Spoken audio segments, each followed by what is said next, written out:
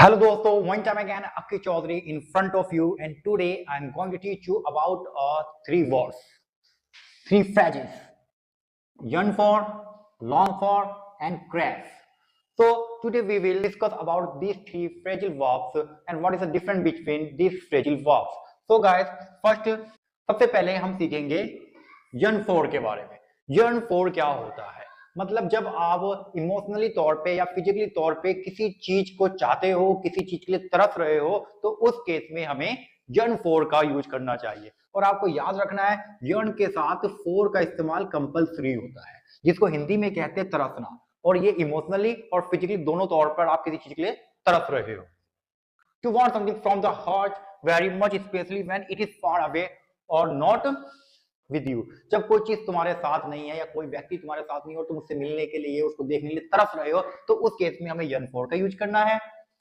Long for का भी same meaning होता है जब तुम किसी चीज को चाहते हो, लेकिन ये अगर परसेंटेज की तुलना में हम बात करें तो ये yearn for से थोड़ा सा कम होता है। मतलब जिसको आप चाहते हो, जिसके लिए आप तरस रहे हो, अगर वो थोड़ा सा लिटिल बिट थोड़ा सा कम है कि हाँ मैं उसके बिना भी रह सकता हूँ, तो वहां पे लॉन्ग फॉर का यूज करते हैं। और लॉन्ग के साथ भी फॉर का यूज जरूर करते हैं, और इसका मतलब हम कह सकते हैं कि चाहना होता है।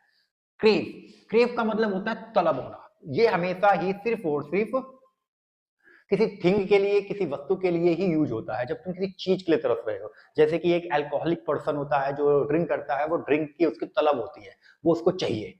ठीक है, तो उस केस में वो जो ड्रिंक है, जो अल्कोहल है, वो एक फिजिकली तौर वो एक वस्तु है, और उसके लिए हम तलब का इस्तेमाल कर सकते हैं। तो आइए अब हम इसके कुछ एग्जांपल्स के थ्रू समझते हैं।